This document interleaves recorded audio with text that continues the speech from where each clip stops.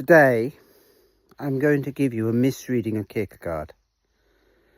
Because this slightly obscure Danish theologian writing in the end of the 19th century unintentionally put his finger on one of the great problems of our world.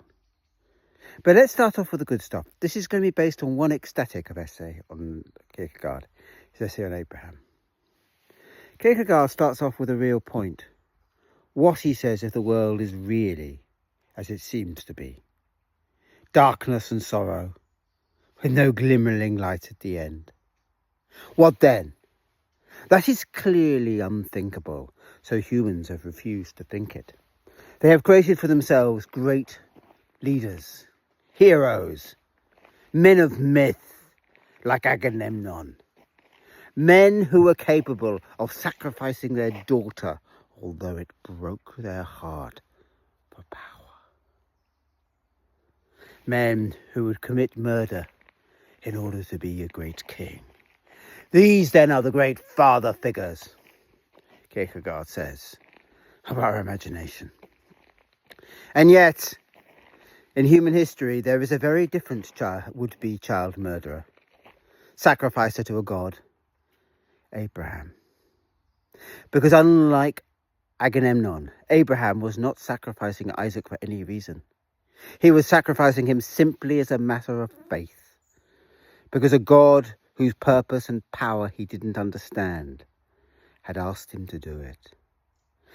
Where Agamemnon would be praised for his sacrifice of his daughter, Isaac would merely be condemned as a nut. And yet it was Abraham. And yet it was Abraham's sacrifice of Isaac, his wrestling with the ineffable, his grappling with God, that changed God, that made God have compassion for humans. Abraham then, through his simple faith, changed the very pattern and power of creation. Now, it's very beautiful. What has this got to do with modern politics, I hear you ask? After all, these are philosophers talk to our times. Well, for me, this basic divide between hero and knight of faith has become one of those queer, odd divides in modern society between those who we might call the billionaire class, those who really have a lot of money and who kind of need to hide who and what they're doing in order to justify that, from how they would want the rest of us to believe. You see, if you listen to a TED talk of any of the rich, they'll be forever full of vision. This is the world of Elizabeth Holmes. This is the world of scam. This is the world, then, where they're talking about their belief in their product and how it would change the world, but it is just a belief. It's as if they're demanding the world to change. They sell themselves, then, as some kind of Latter-day Knights of faith, men animated, prepared to take a chance against all reason. And yet, often enough, they're not knights of faith. They're merely heroes, prepared to sacrifice their daughters for power. With rich backers, as King Agamemnon had rich backers and rich friends. They start off, then, always in a position of power. They'll sell the myth of how they came from nowhere, but Daddy owns an emerald mine. That's not nowhere. Or they have endless rich parental backing. The point is, then, these modern-day Agamemnons, happy to sacrifice Ipegia for power, sell themselves as something else. They sell themselves as knights of faith.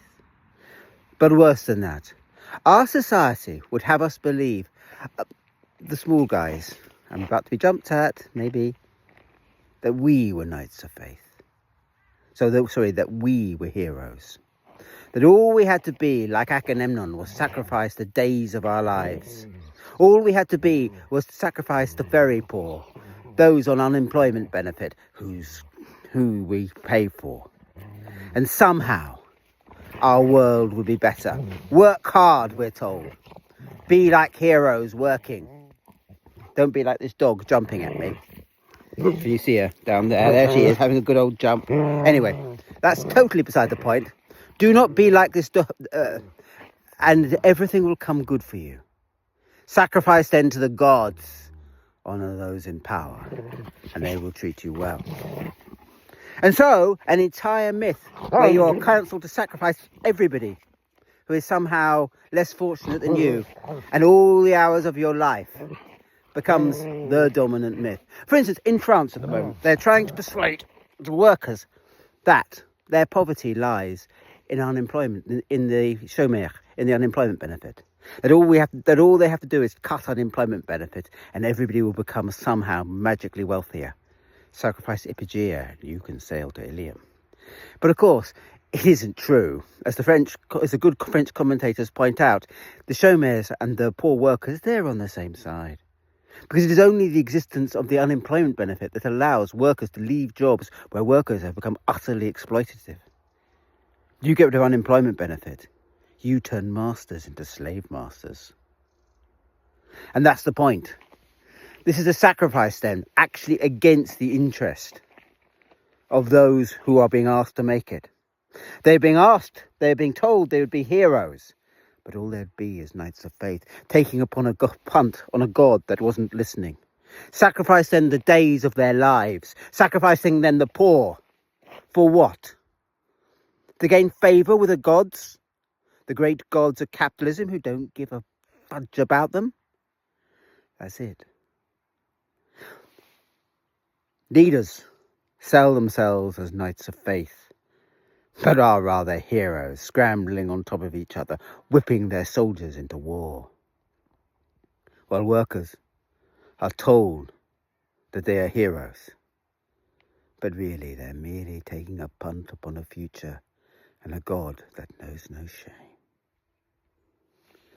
Unwittingly, poor old Kierkegaard puts his finger on one of the problems, the deep problems, with the way we understand the world. I think he would hate that fact. I'm sorry, Kierkegaard, but there you go.